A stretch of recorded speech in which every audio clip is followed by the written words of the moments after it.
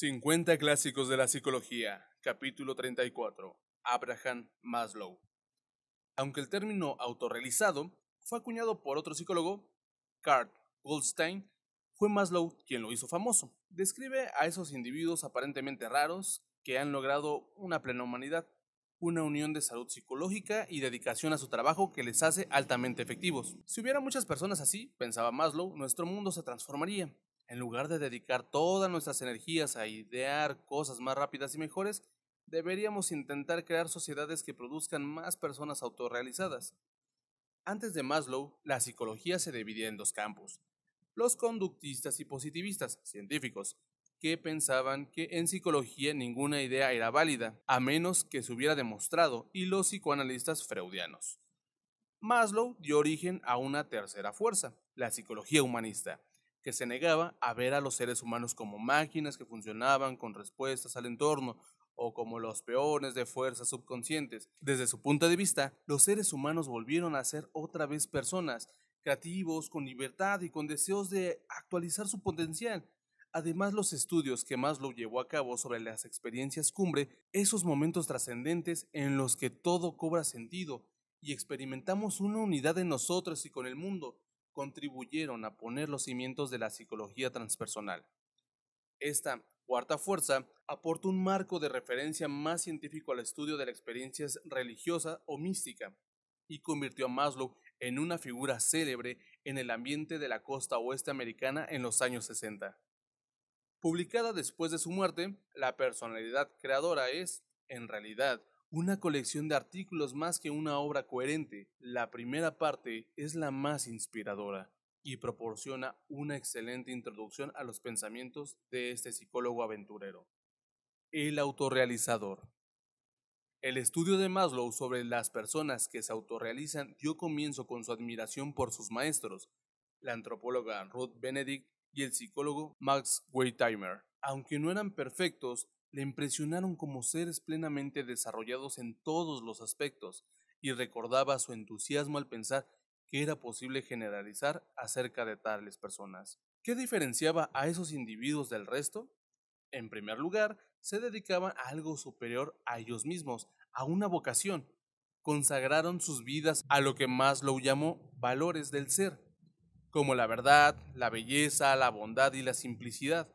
Ahora bien, esos valores no son simplemente hermosos atributos deseados, son necesidades que han de satisfacerse de manera clara y empírica, observó Maslow. Es necesario que el ser humano viva en la belleza más que en la fealdad, como le es necesario tomar alimento para el apetito de su estómago o descanso para su agotado cuerpo. Todos sabemos que tenemos que comer, beber y dormir, pero Maslow afirmaba que, una vez satisfechas estas necesidades básicas, desarrollamos metanecesidades, que se refiere a los valores de ser superiores que también han de realizarse.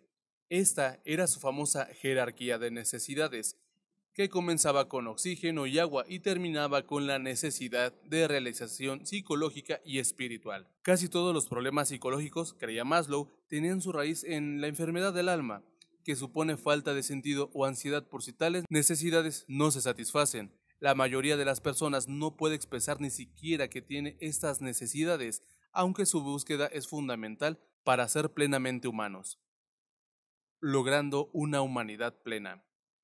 Para hacer de la autorrealización un concepto menos esotérico, Maslow tenía mucho interés en mostrar lo que significaba en el día a día, instante a instante.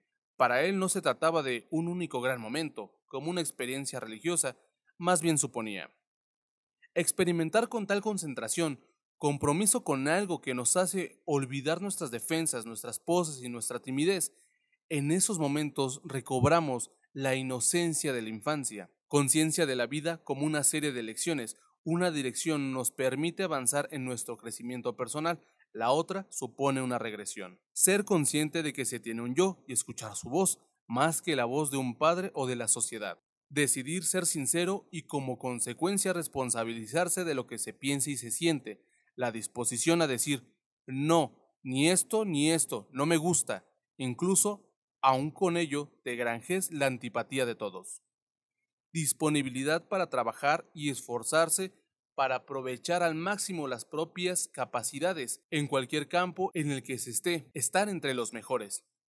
Un verdadero deseo de descubrir las defensas psicológicas propias y abandonarlas. Estar dispuesto a ver a las otras personas en todo su resplandor bajo el punto de vista de la eternidad.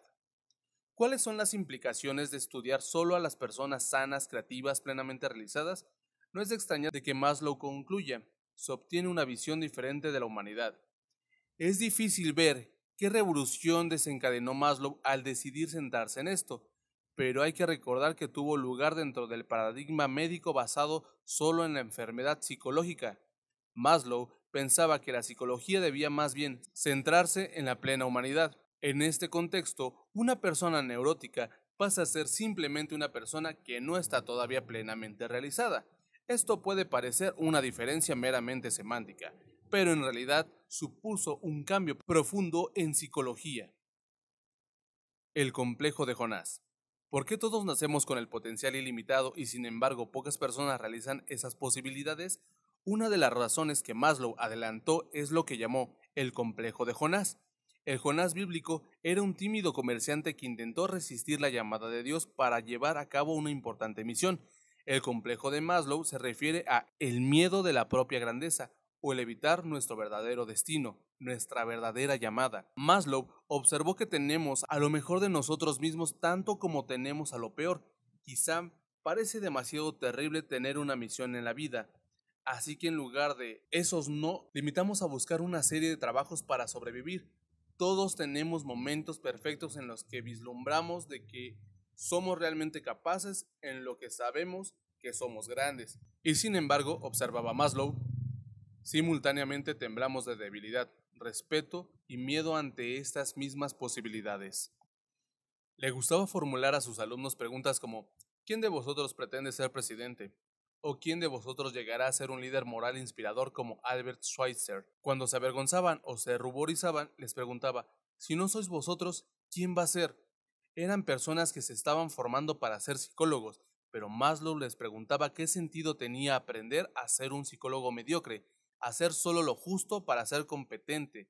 Les decía, era una perfecta receta para una profunda infelicidad en la vida. Huían de sus propias capacidades y posibilidades. Maslow recordaba la idea de Nietzsche sobre el eterno retorno. Esto es, que la vida que llevamos ha de vivirse una y otra vez hasta la eternidad, como en la película Un día en la vida de una marmota. Si viviéramos con esta ley en mente, solo haríamos lo que fuese verdaderamente importante. Algunas personas evitan intentar ser grandes porque temen ser vistas como grandiosas, como que aspiran a demasiado, pero este puede no ser más que una excusa para no intentarlo. En lugar de ello, adoptamos una falsa humildad y nos ponemos objetivos simples y fáciles. La posibilidad de llegar a ser notable para muchas personas corrientes es como sentir que se les viene encima una tormenta de temor. De pronto se dan cuenta de que llamarían la atención. El complejo de Jonás es en parte un miedo a perder el control, un miedo a la posibilidad de sufrir una transformación total del hombre viejo que éramos. La sugerencia de Maslow era esta: tenemos que equilibrar los objetivos sublimes con el tener los pies en la tierra. La mayoría de las personas tiene demasiado de uno y no suficiente de otro. Al estudiar a las personas autorrealizadas y con éxito, se descubre que han armonizado ambas cosas, esto es, miran hacia el cielo, pero están enraizados en la tierra. El trabajo y la creatividad. Como psicólogo académico, Maslow se sorprendió cuando, en la década de los 60, comenzaron a llamar a su puerta grandes negocios. En un momento de creciente competitividad para producir mejores productos, las empresas se dieron cuenta de que entornos laborales en los que la gente fuera más creativa y se sintiera más realizada resultarían también más productivos. Maslow había escrito sobre eupsiquia, que era la cultura que se generaría mediante 1000 personas autorrealizadas en alguna isla protegida en la que no recibieran interferencias. Aunque esto era una utopía, su solución para el mundo real en la dirección de empresas eupsíquicas pretendía lograr la salud psicológica y la realización de todos en su lugar de trabajo. Más de una cuarta parte de la personalidad creadora está dedicada a la cuestión de la creatividad, ya que esto se halla en el meollo de la idea que Maslow tiene del yo. Distinguía entre la creatividad primaria, el relámpago de inspiración que ve un producto final antes de haberse creado, y la creatividad secundaria, el desarrollo de la inspiración, trabajando sobre ella. Maslow observaba que, como vivimos en un mundo que cambia mucho más rápidamente que en el pasado, no basta con hacer cosas como siempre se habían hecho. Los más despiertos están dispuestos a abandonar el pasado y en lugar de eso estudiar los problemas tal como son, sin equipajes innecesarios. Este rasgo, que llamó inocencia, era común entre las personas autorrealizadas. De esta característica, Maslow escribió: las personas más maduras son las más divertidas. Son personas que pueden regresar a voluntad, que pueden convertirse en niños, jugar con niños y estar cerca de ellos. Era profundamente consciente de que tales personas con frecuencia son lo menos convencionales o los que crean problemas en una organización, y era sincero al decir a los empresarios que tenían que buscar la manera de integrar y valorar a esos individuos. Las organizaciones son por naturaleza conservadoras, pero para sobrevivir y prosperar necesitan también tolerar los vuelos creativos de la fantasía que pueden prever las necesidades o generar nuevos productos importantes o nuevos conceptos. El lugar de trabajo ideal sería como un reflejo de la naturaleza creativa de la persona autorrealizada, una inspiración fresca y, como en el niño, capaz de crear algo verdaderamente nuevo, y la madurez para ver a través de la realidad. Comentarios finales. Como sucede con muchos pioneros, Maslow no estaba totalmente seguro de la metodología de su investigación. Así escribió: el conocimiento de baja fiabilidad es también una parte del conocimiento, pero sus ideas insuflaron nueva vida en la psicología, como señala Henry Geiger en una introducción a la personalidad creadora. Además de ser altamente respetados desde el punto de vista académico, los escritos de Maslow, que también se vendieron en grandes cantidades al público en general. Eso responde al hecho de que, lejos de ser una noción extraña, la autorrealización era realmente una meta al alcance de la mayoría de la gente. No era solo para los santos y los sabios y las grandes figuras de la historia, sino que era el derecho innato de todo el mundo. No es sorprendente, pues, que las ideas de Maslow se hayan adaptado al mundo del trabajo. Mientras que por una parte el concepto de autorrealización nos inspira siempre a intentar un trabajo con sentido por encima de otras recompensas, acordarnos del complejo de Jonás puede estimularnos a vivir conforme a nuestro potencial y pensar realmente a lo grande. Abraham Maslow. Nacido en 1908 en una zona pobre de Brooklyn, Nueva York, Maslow era el mayor de 7 hermanos. Aunque sus padres eran inmigrantes judío-rusos incultos, su padre llegó a ser un próspero hombre de negocios deseoso de que su tímido pero extremadamente inteligente hijo se convirtiera en abogado. Al principio, Abraham estudió Derecho en la City College de Nueva York, pero en 1928 se trasladó a la Universidad de Wisconsin, donde se despertó su interés por la psicología y donde trabajó con el investigador de primates Harry Harlow. Ese mismo año, Maslow se casó con Bertha Goodman, prima suya. En 1934, Maslow obtuvo su doctorado en psicología, pero se volvió a Nueva York a realizar un polémico trabajo sobre la vida sexual de mujeres universitarias con Edward Thorndike en la Universidad de Columbia, donde también encontró un mentor en Alfred Adler. Se dedicó a la docencia durante 14 años en la Universidad de Brooklyn, en la que sus mentores incluían a inmigrantes europeos como los psicólogos Eric Fromm y Karen Horney y la antropólogo Margaret Mead. Su obra, Principios de Psicología Anormal, se publicó en 1941 y en 1943 apareció su famoso artículo en la revista de Psicología, Una teoría de la motivación, que introdujo al concepto de jerarquía de necesidades. Desde 1953 a 1969, Maslow dirigió el Departamento de Psicología de la Universidad de Brandeis, donde escribió Motivación y Personalidad, 1954, y Hacia una psicología del ser, 1968. En 1962 acudió como profesor invitado a una empresa californiana de alta tecnología, lo cual le ayudó a relacionar la idea de autorrealización con el entorno de los negocios. En 1968 fue elegido presidente de la Asociación Americana de Psicología y en el momento de su muerte, en 1970, era miembro de la Fundación Laughlin. 1974. Obediencia a la autoridad.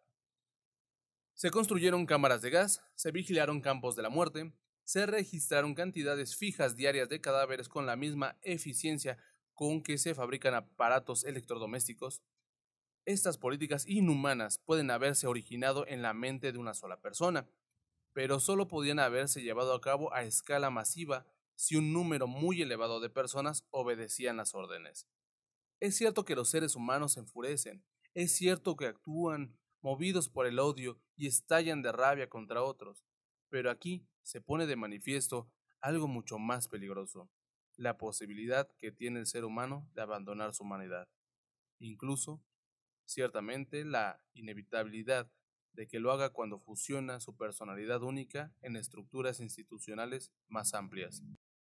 En resumen, ser conscientes de nuestra natural tendencia a obedecer a la autoridad puede disminuir la posibilidad de que sigamos ciegamente órdenes que vayan en contra de nuestra conciencia. Obras relacionadas: Robert Cialdini. Influencia: Eric Hoffer. El verdadero creyente. Y así, amigos, hemos llegado al final de otro gran capítulo, Maslow. Ahora sí que llama Maslow. Fue muy buen capítulo. Perdón, lo sigo procesando. Espero que tengan un día bastante chulo. Disfrútenlo. Y si no pueden, vayan a terapia. En esencial. Y si no es algo tan fuerte, pues háblenlo con un amigo. Y nos andamos tapando en el siguiente audio, video o lo que esto sea. Cuídense. Bye.